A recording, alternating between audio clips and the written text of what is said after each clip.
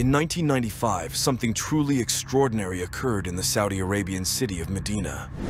This remarkable incident came to light 25 years later, revealed through a letter from 2020 detailing an event that challenges the limits of our understanding. This is Masjid Al-Nabawi, the Prophet's mosque in Medina, the second holiest mosque in Islam after the sacred mosque in Mecca, as it houses the tomb of Prophet Muhammad. The first two caliphs, Abu Bakr and Omar, are also buried here. Initially, this site hosted the Prophet Muhammad's house, which he built in 622 AD, along with a mosque constructed during his time. Over time, the mosque underwent significant expansions, with Muhammad's tomb located under the Green Dome, becoming its most vital part. Now, I want to share an incident believed to have taken place in 1995. This incident is also said to be documented in the Saudi Arabian government archives. The year was 1995. The mosque's green dome undergoes regular cleaning, and that year was no different. A small hatch on the dome allows a limited view into the tomb. Only a few cleaning staff have the opportunity, every few years, to glance into the tomb briefly. One cleaner, during the cleaning process, looked through the hatch and discovered a dead bird next to the messenger's grave. He immediately informed the authorities about his finding. Given the tomb's status as a sacred site, accessible only from below with difficulty, the authorities deliberated on how to remove the dead bird. While the tomb's surrounding area is accessible to visitors, the messenger Muhammad's grave itself is enclosed within a chamber, surrounded by walls with no windows or doors and draped in green cloth, making the grave neither visible nor accessible from outside. The small hatch on the green dome is thus the only means to partially view the messenger's grave.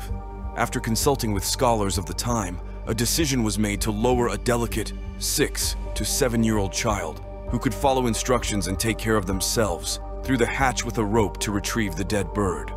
This unique operation prompted many families to volunteer their children, asking the authorities to choose theirs. Ultimately, the right child was selected and lowered through the hatch on a rope. Meanwhile, a security officer holding the rope waited by the hatch, keeping a constant watch over the child. Unexpectedly, the child moved in a direction opposite to what the officer could see, making movement challenging for him up there. When the child ran in a different direction contrary to instructions, the security officer called out to the boy while pulling on the rope. Simultaneously, people gathered around the mosque started calling out to the child.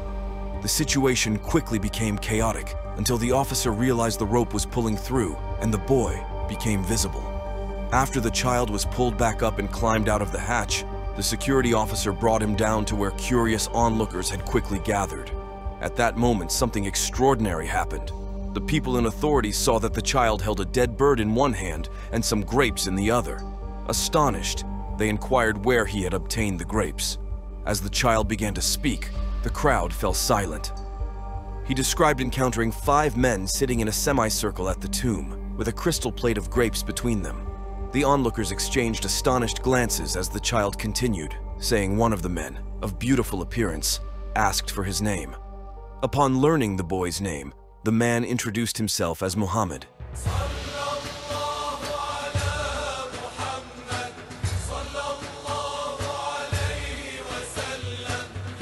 Hearing this, the people fell to their knees, overwhelmed with emotion, and began to weep.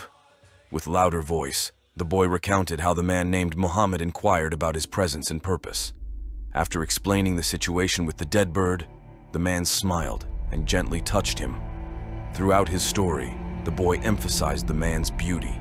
Eventually, the man gave him a few grapes, advising him to tell those outside to live in unity and peace, respecting others' rights. These were purportedly Muhammad's final words to the boy. It is believed the other 4 men were the messenger's companions, or the 4 caliphs, Abu Bakr, Umar, Uthman, and Ali. This story, lacking solid evidence and unverified, allegedly comes from a letter published in 2020 by a doctor from Istanbul. Whether true or not remains unknown, but as always, the all-knowing God knows best. Allahu A'lam.